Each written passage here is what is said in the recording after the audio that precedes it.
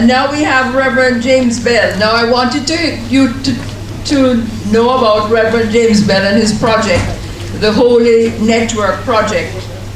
And so I'd like to introduce him. He's a husband and father and a pastor of Teaching Full Truth Outreach Ministries, founder and CEO of the Healthy Ones Lifestyle Youth Network, managing director of Graphical Prints, of which he is a printer, in other words. And he actually trains a lot of street boys and children at risk in the printing industry. So welcome, Mr. Reverend James Bell. Give him a round of applause. And he's going to tell you about his project.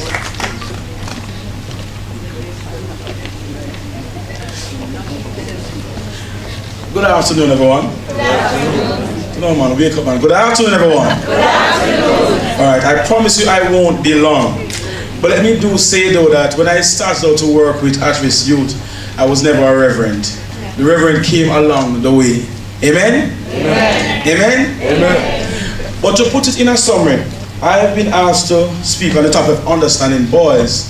But the program I run, the Holy Network, an acronym for the Healthy Ones Lifestyle Youth Network, only got started out of a situation whereby about 12 years ago, my printer was broken into.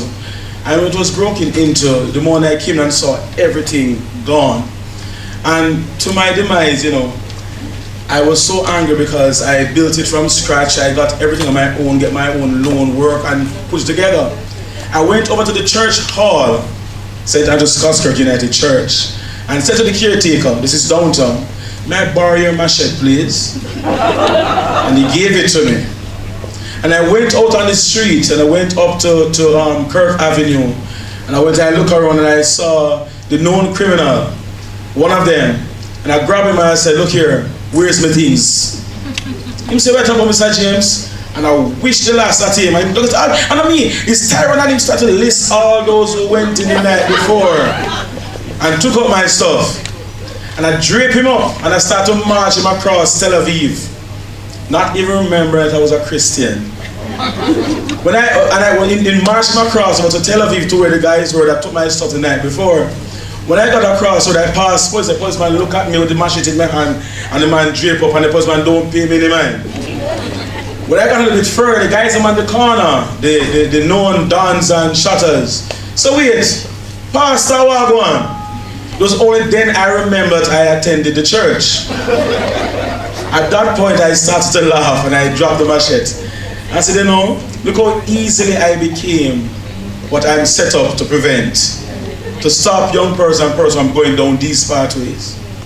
When I investigated the young man who broke into the printery, he did not knew who his father was. He was not able to read and write. He was only 14. His mother had died while giving birth to him. He was raised by his grandmother. She passed. He never even have a birth certificate. Now, rather than locking him up, I said, look here, if I teach you how to read and write, will you stop stealing? He said, yes. Mark you, by the end of the day, I got back everything that was stolen, because when the guys in hurt was passed and stuff, it come back. At that point in time, I wasn't a pastor, but I was called pastor because of the role I play in the community, in the youth program, and out there helping the young people. This was the first young man I brought into my office to learn to read and write. Before the week was out, we had 10 young person in the office because he brought a friend the following day who couldn't read and write either. Mark you, they all were boys who were just misguided.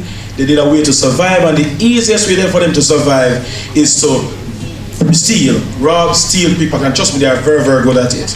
All I've done over the years is turn that talent into real talent, because they are still smart, they are still geniuses. And all I've done creatively because of my experience in drama school is to use the arts as a means to teach them how to be real leaders. And it made me, as you hear Anne-Marie said, I use the printery. I teach them a skill, how to make banners, how to print, how to design. Some of them come knowing how to pull down stuff, because as earlier one of our presenters spoke about our children and the curiosity, some of these boys are still children because they were robbed of their childhood. They were robbed. So as a result, they come to the office and they say, so Mr. Bella, where the mic you're plugging into?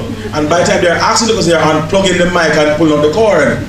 So we expose them to activities that allow those creative geniuses to grow.